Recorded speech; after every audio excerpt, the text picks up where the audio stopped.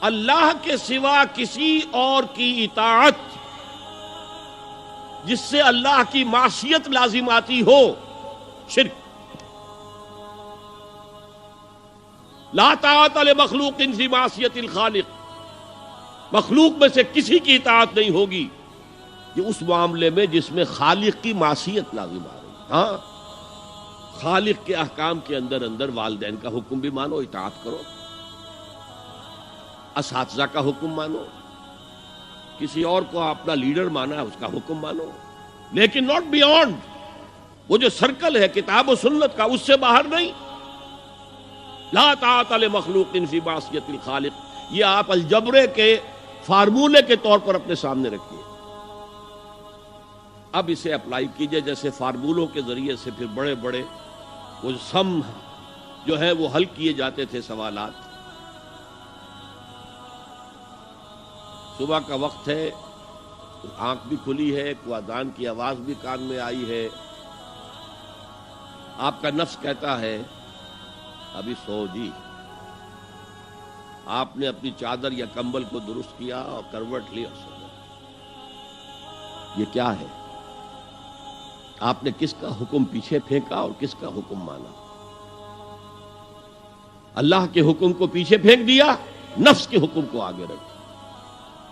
یہ شرک، اس شرک کو جاننے والے بہت کم ہیں۔ مولانا روم نے خوب کہا تھا، نفس ما ہم کم ترس فرعون نیست لیکن ایراعون نیست۔ میرا نفس بھی فرعون سے کم نہیں ہے۔ فرعون نے کہا تھا نا، الیس لی ملک مصر وہذہ الانہار تجری من تحتی، کیا اس ملک مصر کی حکومت میری نہیں ہے؟ اور سارا جو یہ آب پاشی کا نظام ہے، انہار کا نظام ہے، وہ میرے کنٹرول میں نہیں ہے؟ جس کا چاہوں موگا کھلا رکھوں، جس کا چاہوں بند کر دوں۔ یہ تھا خدائی کا دعویٰ، انا ربکم الاعلی۔ تو مولانا روم کہتے ہیں میرا نفس بھی اس سے کمتر نہیں ہے۔ وہ کہتا یہ جسم میرا ہے، اس پر میرا حکم چلے گا، میں نہیں جانتا کون اللہ کون رسول، کیا حرام کیا حلال۔ تو فرعون سے کم تو نہیں ہے میرا نفس، لیکن ایراعون اس کی بہت مدد تھی، فوج تھی، لاؤ لشکر تھا، تو اس نے زبان سے بھی کہہ دیا کھل کر انا ربکم الاعلی۔ میں مسکین ہوں، غریب ہوں، میرے پاس کوئی طاقت نہیں ہے، میں زبان سے تو کچھ نہیں کہہ سکتا، اندر سے میرا نفس یہی کہتا۔ یہ نفس کی حکومت قرآن کہتا ہے، میں حیران ہوتا ہوں، دو جگہ یہ مضمون آیا ہے، ارأیت من اتخذ الہہ ہواہ افانت تکون علیہ وکیلا۔ اے نبی تم نے دیکھا اس شخص کو، اس کے حال پر غور کیا جس نے اپنی خواہش نفس کو اپنا الہ بنا لیا ہے۔ اللہ اکبر، الہ، لا الہ الا اللہ، کلمہ توحید کا مرکزی لفظ یہاں آ رہا ہے، من اتخذ الہہ ہواہ، جس نے اپنی خواہش نفس کو اپنا معبود بنا لیا، الہ بنا لیا۔ افانت تکون علیہ وکیلا، کیا آپ ایسے شخص کی کوئی ذمہ داری لے سکتے ہیں؟ سود حرام ہوا کرے جی، حرام ورام، ہمارا دھندا جو ہے وہ آگے بڑھ نہیں سکتا۔ تو اللہ کے حکم کو پیچھے ڈالا، نفس کے تقاضے کو آگے رکھا۔ کون معبود ہے آپ کا؟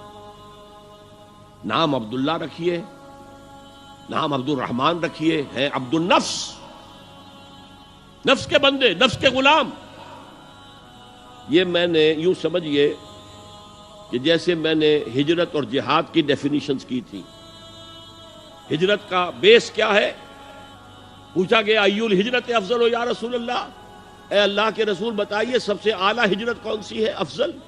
فرمایا ان تہجر ما کرہ ربک، ہر اس چیز کو چھوڑ دو جو تمہارے رب کو پسند نہیں۔ آج رات ہی سے آپ ہجرت شروع کر سکتے ہیں۔ جائزہ لیجئے کیا کیا چیزیں میری زندگی میں خلاف شریعت ہے، تو اللہ کو ناپسند ہے، فیصلہ کیجئے کہ آج کے بعد نہیں ہوگی۔ ہجرت شروع ہو گئی، افضل الہجرہ، سب سے افضل ہجرت شروع ہو گئی۔ لیکن ٹاپ پر لے جائیے تو یہ ہجرت جب اللہ کے دین کو قائم کرنے کی جدوجہد اس مرحلے پر آ جائے کہ اب باطل کے ساتھ ٹکراؤ ہے، اور اب چاہیے کہ ساری قوت ایک مرکز پر جمع ہو جائے. ہجرت فرض کر دی گئی. وہ ہجرت گھر بار چھوڑ کر، اہل و عیال کو چھوڑ کر، اور مکے کے بھیڑیوں کے رحم و کرم پر چھوڑ کر اپنے گھر والوں کو جو لوگ ہجرت کر کے آئے. حکم تھا. ہجرت مدینہ فرض تھی، ہجرت حبشہ فرض نہیں تھی. صرف اجازت تھی کہ جن سے سختیاں نہیں جھیلی جا رہی مزید وہ چلے جائیں.